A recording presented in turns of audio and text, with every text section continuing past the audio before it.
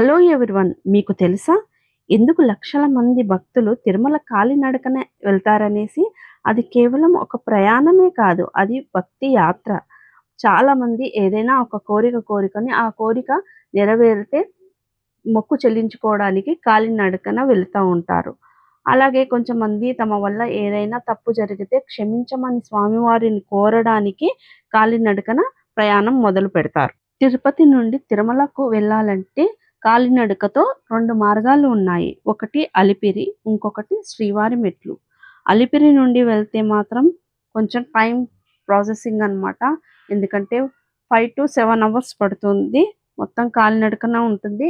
ఇంకా స్టెప్స్ కూడా తక్కువగా ఉంటాయి. అదే గాని మనము శ్రీవారి మెట్ల నుంచి వెళ్తే మనకి చాలా తక్కువ టైంలో మనము కొండపైకి చేరుకుంటాము. అలాగే అక్కడ మెట్లు మొత్తం ఉంటాయన్నమాట. 2388 మెట్లుంటాయి. 2 అవర్స్ నుంచి 3 అవర్స్ లోపల వెళ్ళిపోవచ్చు. చాలా తక్కువ టైంలో వెళ్ళిపోతాము. చిన్న చిన్న స్టెప్స్ ఉంటాయి. మేము శ్రీవారి మెట్ల నుంచి కొండపైకి బయలుదేరాము అన్నమాట.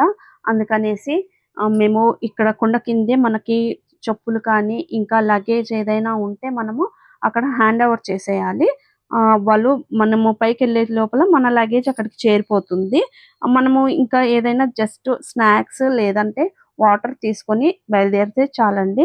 చాలా అందంగా ఉంటుంది ప్రకృతి మాత్రం అక్కడ. మనం స్టెప్స్ ఎక్కుతున్న కొద్దీ మనము తిరుమల చేరుకుంటున్నాము, తిరుపతికి దూరం అవుతుంటాం. ప్రకృతి చాలా అందంగా ఉంటుంది. ఆ కొండల మధ్యలో శ్రీవారి మెట్లు ఎక్కుతూ గోవిందా గోవిందా అంటూ నామస్మరణ చేస్తూ వెళ్తుంటే నిజంగా అండి మనసుకు కలిగే శాంతి చెప్పనక్కర్లేదండి. చాలా అద్భుతంగా ఉంటుంది. ఇప్పుడు సమ్మర్ కాబట్టి మనము పొద్దున్నే బయలుదేరిపోతే చాలా హ్యాపీగా వెళ్ళిపోవచ్చండి. చల్లగానే ఉంటుంది కాబట్టి తొందరగా వెళ్ళిపోవచ్చు. ఒక 2-3 అవర్స్ లోపల.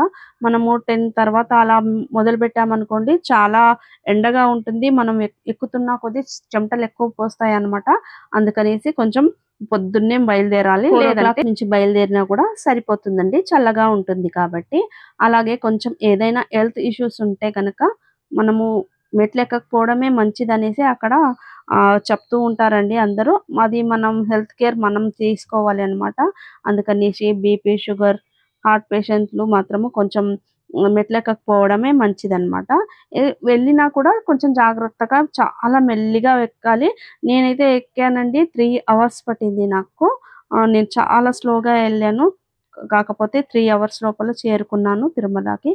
అలాగే మనం కొంచెం లగేజ్, చెప్పులు అవన్నీ అక్కడ పెట్టేసి కొంచెం ముందుకెళ్ళగానే చూడండి శంకు చక్ర నామాలు ఉంటాయి. అక్కడ కొబ్బరికాయ కొట్టి దీపాలు పెట్టుకునే వాళ్ళు పెట్టుకోవచ్చు.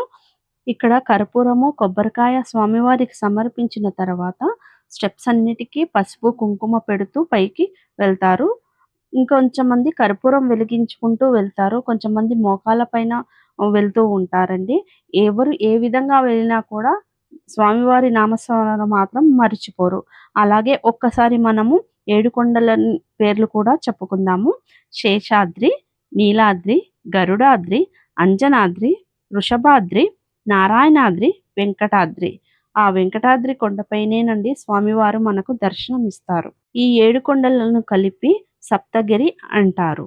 ప్రతి కొండకు ఒక ప్రత్యేకమైన పురాణమైన కథ కూడా ఉంది. చివరి కొండ వెంకటాద్రి. వెంకటాద్రి పైనే స్వామివారు నివసిస్తూ ఉంటారు. 7 కొండల గురించి చిన్నగా వివరిస్తాను. ఒకటి శేషాద్రి. ఇది ఆదిశేషుడి పేరుతో వచ్చింది.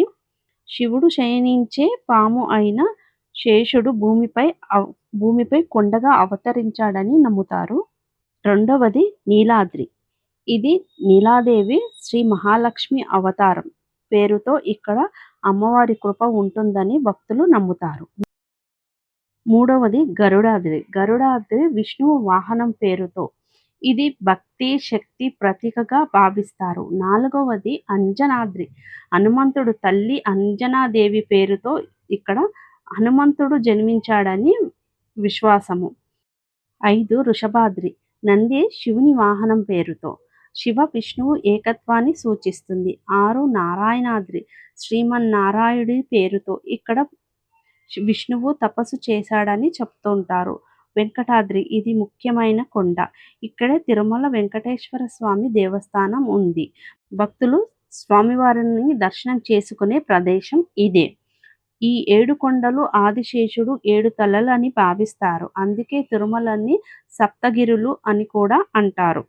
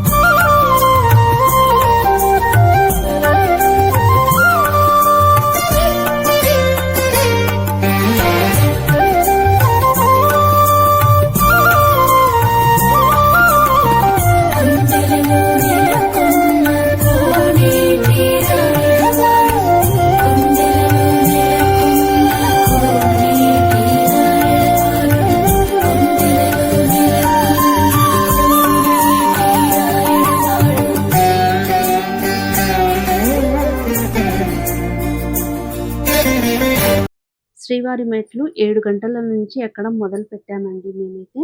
చాలా ప్రశాంతంగా ప్రకృతి అందాన్ని చూస్తూ, పక్షుల అరుపులు చాలా ప్రశాంతంగా అనిపించిందండి.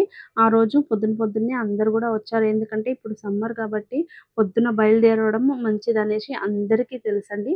అందుకే అందరూ పొద్దున్నే మొదలుపెట్టారనమాట. ఎందుకంటే పసుపు, కుంకుమ, కర్పూరము, మోకాలు వెళ్ళే వాళ్ళకి చాలా కష్టమవుతుంది గదా! అందుకని వాళ్ళు పొద్దున వెళ్ళడమే చాలా మంచిదనమాట.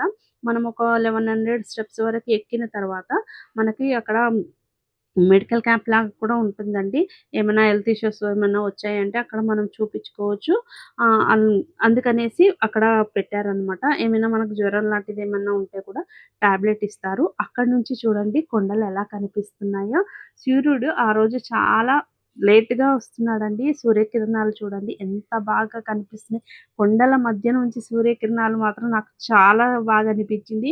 నేను ప్రతి చోట నాకు అందంగా అనిపించిన ప్లేస్‌లో మొత్తం మాత్రము ఒక 2 మినిట్స్ అన్నా ఆగి దాన్ని చూసి సంతోషించి వెళ్ళానండి. నేనైతే చాలా నెమ్మదిగా వెళ్ళాను. ఎందుకంటే నేను గబగబా కూడా ఎక్కలేను కాబట్టి చాలా నేను కొండపైకి వెళ్ళేసరికి 10 అయిందండి. నాకు 3 అవర్స్ పట్టింది. ఎందుకంటే నేను చాలా మెల్లిగా, ఓపికగా, తీరిగ్గా ఎళ్ళాననమాట. తొందరపడి గబగబా అని అయితే ఎక్కలేదండి. అక్కడ కూర్చుండిపోయాను కూడా ఒకసారి బాగా ఆయాసంలాగా వస్తుంది. అక్కడ ఏమన్నా ఉంటే పడుకుందామా అనిపించింది. అలా అయిందనమాట ఒకసారి మాత్రం. ఆ తర్వాత మాత్రం మళ్ళీ స్వామి స్మరణ చేస్తూ బయలుదేరానండి. కొంచెం పిల్లలైతే ఇంకా తొందరగానే ఎక్కేస్తున్నారండి. 1 అవర్‌లో కూడా ఎళ్ళిపోయే వాళ్ళు గూడా ఉన్నారు. 2 అవర్స్‌లో కూడా ఎళ్ళిపోవచ్చండి.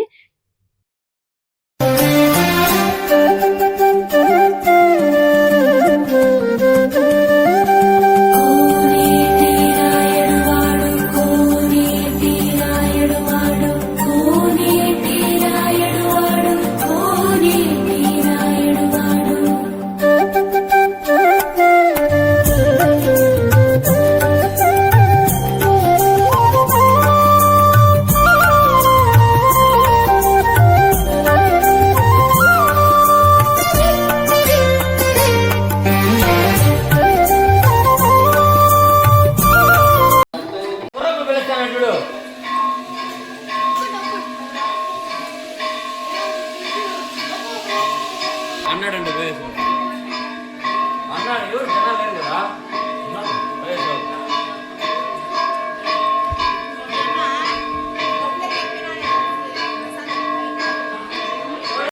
वत्सोमी वेदमी वत्सो अंगनो वत्सोमी विश्वरूप्यम अवश्यद्गा गामा पश्यत् विश्वरूप्यम अवश्यत् विश्वरूप्यम विश्वरूप्याम अवश्यत्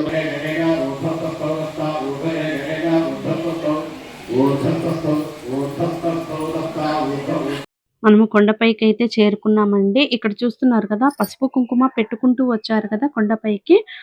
అవి మిగిలిపోతే మాత్రం ఇక్కడ నామాలు వేస్తున్నారు. గోవింద నామాలు. ఎందుకంటే ఆ పసుపు కుంకుమ మళ్ళీ ఎక్కడ పారబోయొద్దు. అందుకని ఇక్కడ నామాలు వేసిస్తే స్వామివారికి సమర్పించినట్టు. అందుకనేసి ఇక్కడ నామాలు వేస్తున్నారు.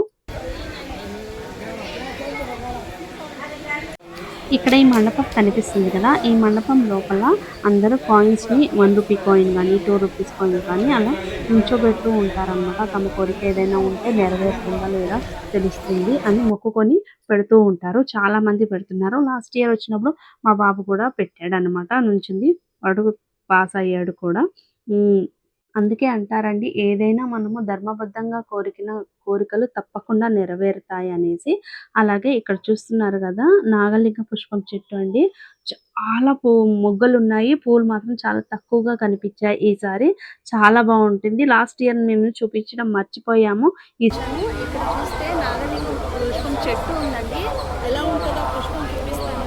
ఫస్ట్ అయితే చెట్టు చూడండి ఎంత పెద్దగా ఉందో. ఇలా తీగగా వచ్చిందనమాట. ఇవన్నీ కూడా పువ్వులు అనమాట. ఇప్పుడు పిందెల్లాగా ఉన్నాయి. పువ్వు చూడండి ఎలా ఉందో. ఇలా క్లోజ్ అయిపోయి ఉంది.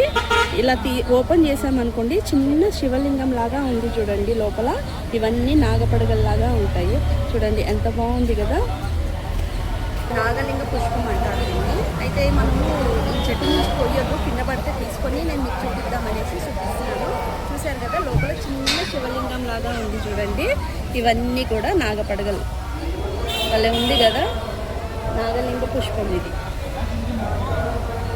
నేను కొండపైకి చేరుకునేసరికి 10 గంటలే అయ్యిందండి.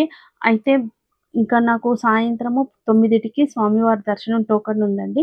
ఇంక అంతసేపు ఏం చేస్తానో అనేసి కొండపైన చాలా దేవాలయాలున్నాయన్నమాట. అవన్నీ కూడా చూసేసి వద్దామనేసి ఒక టాక్సీ మాట్లాడుకొని బయలుదేరామండి. మళ్ళీ నేను కొండపైన ఎక్కడెక్కడ గుడికి వెళ్ళాను, ఎలా వెళ్ళాను అనేసి కూడా నేను మళ్ళీ చూపిస్తానండి నెక్స్ట్ పార్ట్‌లో. ఈ వీడియో గాని మీకు నచ్చినట్టయితే ప్లీజ్ లైక్ చేయండి, షేర్ చేయండి, సబ్స్క్రైబ్ చేయడం మాత్రం మర్చిపోవద్దు. Thank you so much. By by. Govinda Govinda.